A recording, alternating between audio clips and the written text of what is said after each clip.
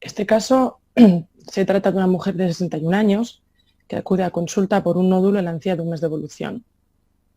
En la exploración clínica vemos que la encía adherida entre los dientes 2.1 y 2.2, la paciente presenta un nódulo amarillento de superficie lisa y de más o menos 0,8 a 1 centímetro de diámetro. La paciente refiere que no le molesta, es asintomático. Entonces, como datos clave, podemos decir que se trata de una mujer en la 7ª década de la vida, de 61 años, que presenta un nódulo en la encía vestibular de una coloración blanco-amarillenta, de un diámetro de aproximadamente 1 centímetro, como ya hemos comentado. La lesión es totalmente asintomática. La lesión lleva en boca más de un mes de evolución. La paciente no recuerda desde cuándo la tiene, pero sabe que lleva más de un mes de evolución. Y como diagnóstico prequirúrgico se hace diagnóstico prequirúrgico, es de quiste gengival del adulto. Entonces, con esta información, el diagnóstico diferencial lo hacemos con un nódulo en submucoso de coloración amarillenta y superficie lisa en la encía de una mujer de 61 años. En este caso, pensamos que puede tratarse de una lesión odontogénica o no odontogénica. Por una parte, una lesión odontogénica quística del desarrollo como un quiste gengival del adulto o un queratoquiste odontogénico. Y por otro lado, una lesión no odontogénica, no plásica del tejido conectivo, como un lipoma, un neuroma o un schwannoma, y, como no, a descartar otras posibles entidades. Bien, en esta diapositiva voy a presentar un poco los aspectos de por qué puede ser una cosa u otra. En primer lugar, el quiste gengival del adulto. A favor de que sea esta entidad, estaría en que es una lesión que ocurre en adultos, en la zona de los caninos, sobre todo en el tercio anterior, pero que ocurre más en la mandíbula, y es una tumoración también asintomática, pero de coloración azulada. Luego también hemos pensado que podría ser un queratoquiste odontogénico, que también ocurre en adultos, pero que también se localiza preferentemente en la mandíbula, más que en el maxilar superior. Y siempre a tener en cuenta que tanto la clínica como la imagen radiológica es muy heterogénea, ¿no? En tercer lugar, que sea un ameloblastoma periférico, también ocurre en adultos y en la encía. Es un tumor asintomático, pero de nuevo vuelve a ser más común en la mandíbula. Y luego, como lesiones no odontogénicas, que se trata de un lipoma, que efectivamente es un nódulo amarillento de superficie lisa y que también ocurre en adultos preferentemente, aunque los lipomas suelen situarse sobre todo en la mucosa yugal, en la zona del vestíbulo o la lengua. También que se trata de un neuroma, también ocurre en adultos y además es un nódulo asintomático, pero normalmente se localiza o se sitúa en el paladar, duro sobre todo. Y por último, que se trata de un schwannoma, que de nuevo ocurre en adultos, es un tumor asintomático, pero normalmente se localiza en la lengua. Con este diagnóstico diferencial nos planteamos el siguiente diagnóstico, ¿no? Le hacemos la anamnesis a la paciente, nos comenta que tiene asma y es hipertensa, pero no toma fármacos, y ni fuma, ni bebe, no tiene hábitos tóxicos, ni recuerda a ningún antecedente traumático en la zona. A la exploración de la cavidad oral vemos que la lesión es única, blanda y fluctuante, y la paciente nos comenta que no tiene más lesiones en otras áreas del cuerpo. Entonces, con toda esta información nos planteamos realizar a la paciente una radiografía, que es esta imagen que podéis ver en la derecha de la pantalla. Vemos que la lesión no tiene afectación ósea y se decide hacer una biopsia excisional y un estudio histopatológico de la lesión. Con esta radiografía concluimos, por tanto, que como no hay afectación ósea, la lesión, el origen de la lesión sería de partes blandas.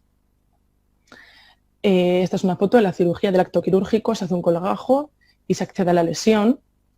Se ve que es una lesión, como ya se veía desde la imagen clínica, una lesión nodular de coloración amarillenta.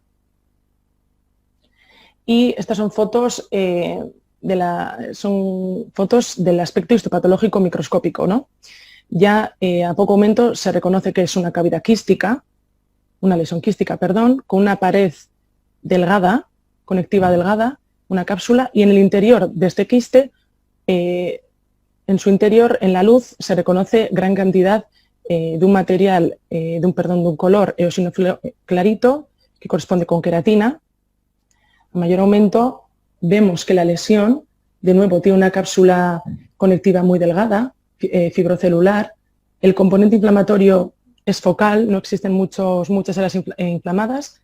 En el interior de la luz, de nuevo, esa queratina que en algunas zonas adopta una disposición laminar. Y como el revestimiento epitelial del quiste está formado por tiene diferentes aspectos, en una zona es más delgada, en otras zonas es más gruesa, pero la mayoría de ellas es un revestimiento epitelial de 5 a 8 capas, y vemos cómo la capa basal de ese epitelio tiene una disposición en empalizada o polarizada, y cómo a medida que ese epitelio va moderando hacia la superficie, en la superficie de ese epitelio se reconoce una paraqueratosis corrugada. A esta lesión también le hicimos un perfil inmunistoquímico con proteínas de epitelio odontogénico, con citoqueratinas de alto peso molecular, como puede ser citoqueratina 14, 19, y citoqueratinas de bajo peso molecular, como puede ser citoqueratina 7.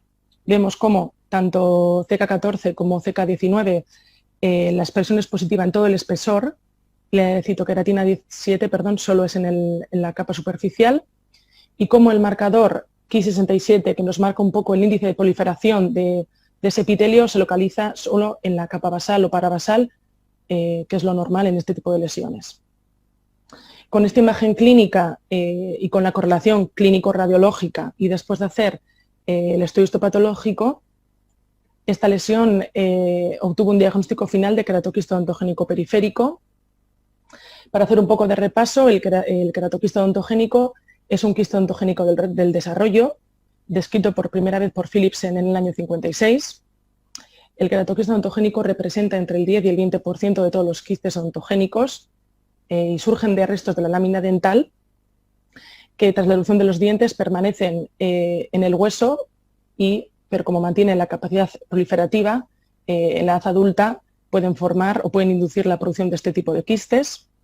La variante periférica de este quiste, es decir, la afectación en partes blandas y no en partes duras de manera intraósea, como lo suele hacer el queratoquiste, fue descrita 20 años después por Staulinga en el año 75. Afecta a pacientes de un rango de edad muy variado, entre los 20 y los 33 años, y es ligeramente más común en los hombres que las mujeres que los hombres, y también se han descrito casos en pacientes con síndrome de Gorlin-Goltz. Normalmente esta lesión se manifiesta como un nódulo asintomático en la encía, más en el maxilar superior que en la mandíbula, en la zona de los caninos premolares, y el diagnóstico es histopatológico y el tratamiento quirúrgico, aunque también se han descrito casos de recidivas por lesiones que no han sido eliminadas por completo. En esta diapositiva hemos querido presentar un poco cuáles son las principales diferencias entre el queratoquiste intraóseo y su contraparte periférica, que es este caso que estamos presentando. A diferencia de la parte de la variante central, el queratoquiste odontogénico periférico es, como ya he dicho, más común en las mujeres que en los hombres, afecta un amplio rango de edad. Si bien es cierto que también el rango etario del queratoquiste odontogénico central es muy amplio, se reconoce un pico entre la segunda y la tercera décadas de la vida. También es más común en el maxilar superior que en el maxilar inferior. El queratoquiste odontogénico intraóseo, además, tiene una zona, preferentemente ocurre en la zona del ángulo mandibular, a diferencia de la variante periférica. También se han descrito casos asociados a Gorlin-Goltz, como ya he dicho, el 10% de ellos, aunque este número o esta cifra mayor que la contraparte intraósea puede ser porque hay menos casos descritos de queratoquiste odontogénico periférico, de hecho solo hay 20 casos, y la recurrencia también es ligeramente mayor, y se debe a que los quistes, el queratoquiste odontogénico periférico en muchas ocasiones no es eliminado por completo. No es como el queratoquiste intraóseo, en que normalmente las recurrencias se dan porque pueden quedar microquistes satélites o no se ha eliminado también por completo. En este caso se asocia a que muchas veces, como el diagnóstico prequirúrgico no es de queratoquiste, la lesión a veces no se quita por completo. Y además también se ha visto que el crecimiento o la aparición de este quiste podría estar relacionado con la vía de señalización celular PTCH1-GLI, que también se ha asociado al queratoquiste intraóseo.